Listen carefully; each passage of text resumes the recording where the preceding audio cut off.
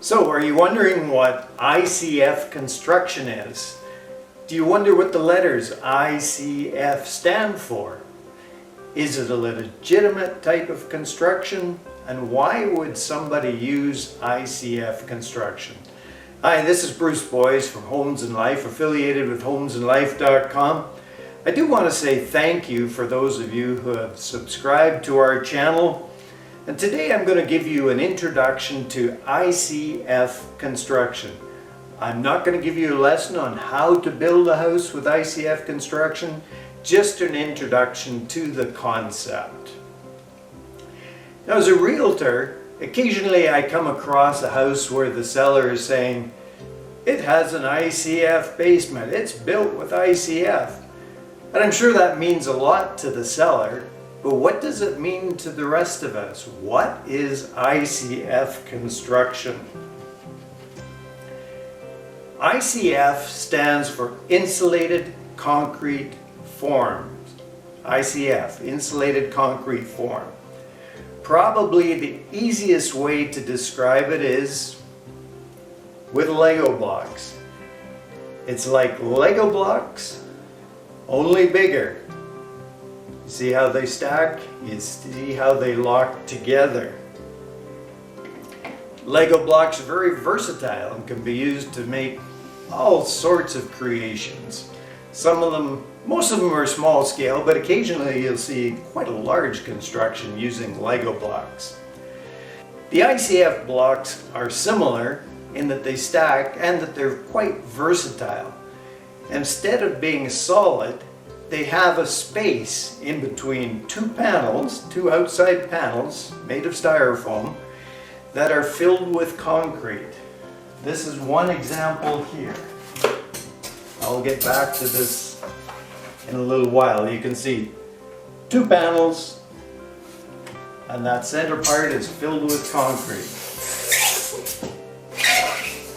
ICF homes are one of the most energy efficient types of construction that's available today. Some cases ICF is used just for basements, just for the basement foundation, and then they use wood frame above that. And in other cases, ICF is built all the way up to the trusses. So the question comes up, why would you want to use ICF? It's unique, yes, but why would you use it? Well, here's some of the benefits of ICF construction.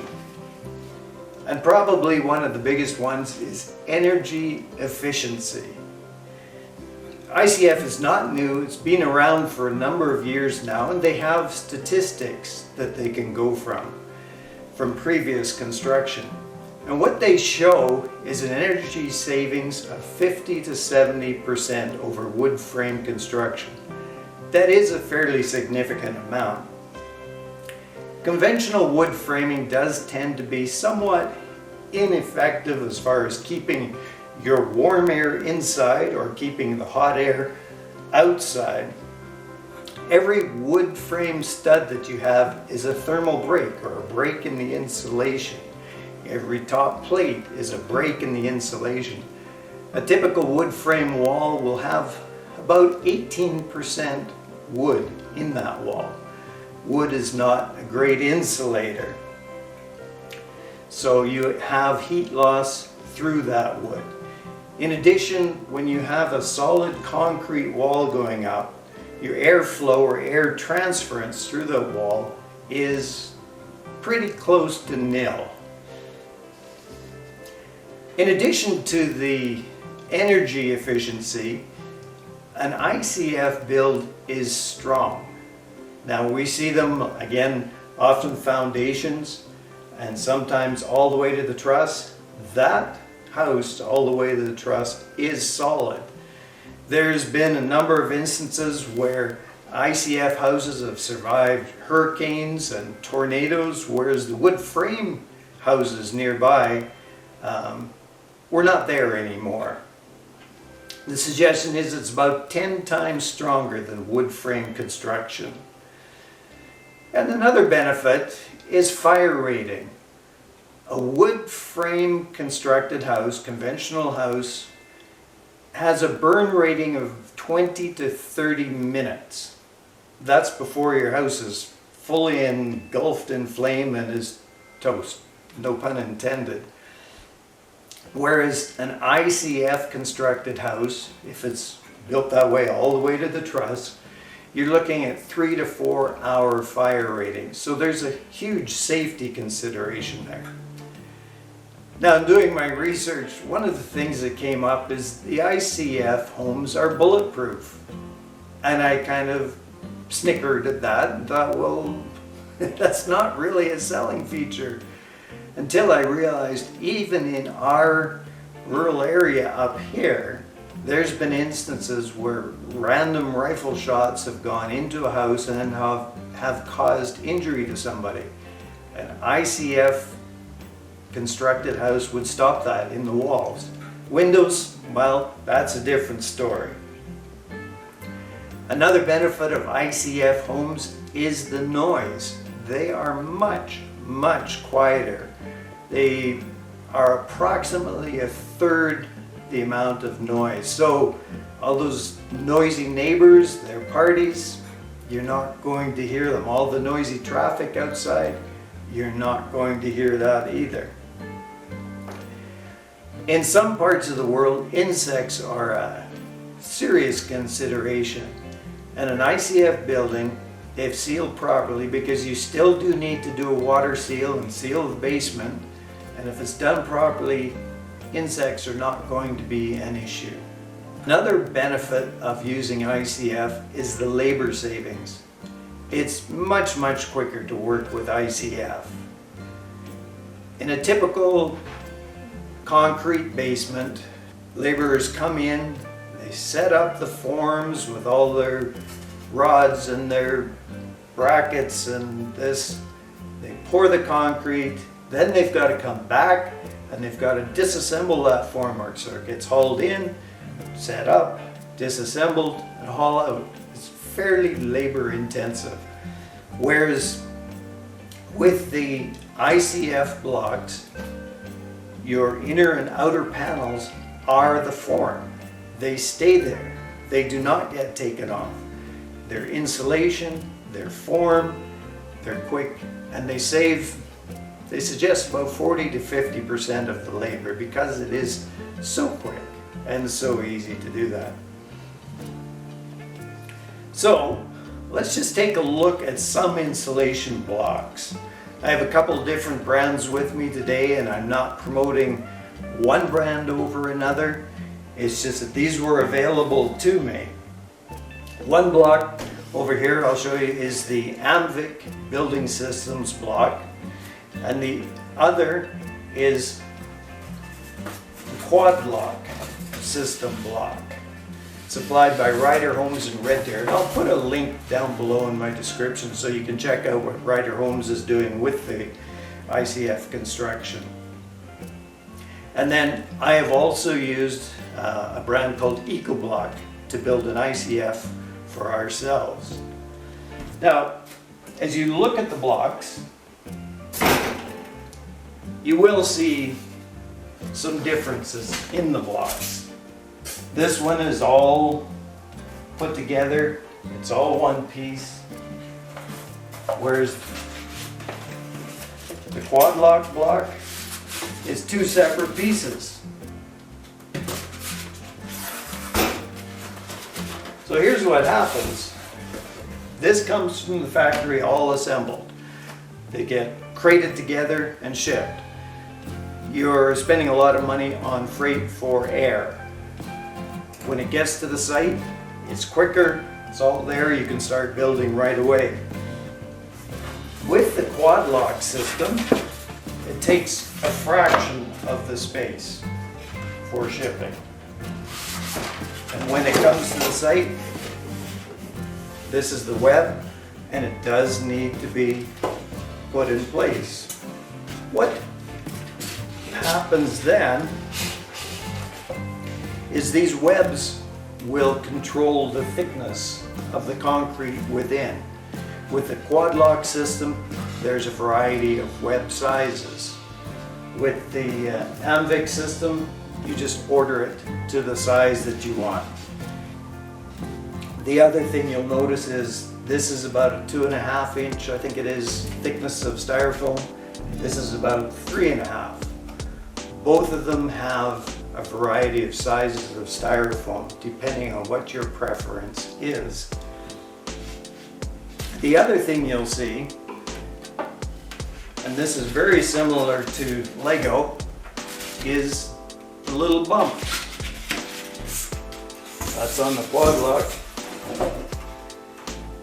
And on the Anvik, it's a slightly different system.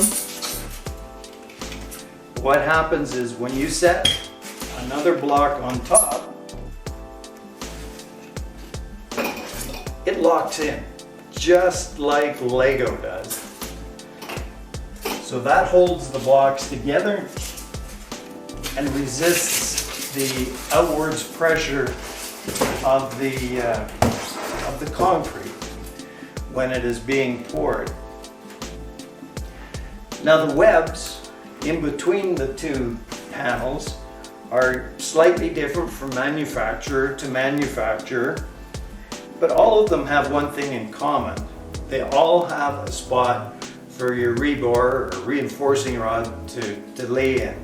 Some of them will clip in, this one clips in, and some of them rest in the slot and just do a quick wire tie around it. Another thing with the webs is they are the fastening surface for either your outside siding or your inside drywall. Usually it's hidden just inside the styrofoam, just inside here, and you can screw right into it. It has at least as good a pull-out strength as nails in wood. Some feel it's many times better. Now, with the difference between quad block and Anvik, you'll notice there's more pieces here. But quad block also starts off with a track on the concrete. You snap your chalk line, you put down your track, use a Hilti gun and nail it into place in the concrete, and that's where your first row starts. There's an inside and an outside track. You just put your panels on, put the web into place, and away you go. Most of the other manufacturers, you just set it on the concrete and you just build from there. The other thing is you'll get to a corner eventually, although you should be starting from the corners and working inwards. 90-degree corner. Some manufacturers will have 90-degree blocks, so you need to remember to order 90-degree blocks. Some of them are a block that turns this way, some of them are a block that turns that way. With the quad lock system, what they do is they'll put 2 blocks, one along here, one along here. They set this over the bumps at the top on the outside, and a smaller one over the bumps on the inside. So from that respect, you need less inventory of the quad lock blocks.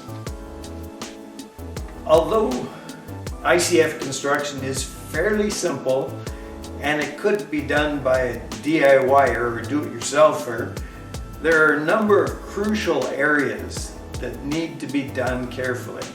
One is the footing, that initial concrete base that's supporting the house. It needs to be done well. It needs to be squared. It needs to be level. The whole house needs to be within 1/4 of an inch. That can make a difference as far as your blocks being level or not. And the blocks need to be stacked in a manner so that it's level, and again it's square on the corners. And there's another word called plumb that goes vertically up and down. Not so good to have a wall that's going like this. Once you pour concrete in it, that's the way it's going to stay for the most part. Most contractors that work with ICF will have a bracing system that they put on the inside of their wall, and they can adjust it for that fine tuning level or plumb. They'll do that before the concrete's poured, and if they need to fine tune it right away, they can. Once the concrete's set, that's the way it's going to be. So those are all things that need to be taken into consideration if the project is to be done by a homeowner. Now, another question that comes up is, what about cost? Aren't these really expensive? Well, some of the contractors have been doing this for a while, have been very conscientious about their costs, and they keep track of what everything is adding up to. What they're saying is it could be about 5% more of the project cost to work with the ICF Construction. Now, that can vary depending where in the world you are. Maybe labor is cheaper where you are. The labor, the cost of concrete and other materials can all affect the overall cost of building with ICF. So this overview has given you a brief explanation of what ICF is all about. It can be a viable alternative to typical wood frame construction, providing a comfortable and warm home for many years to come. I thank you again for watching this video, and there's more to come, so please click on the subscribe button down below. And remember, life is an adventure. I'll talk to you again soon.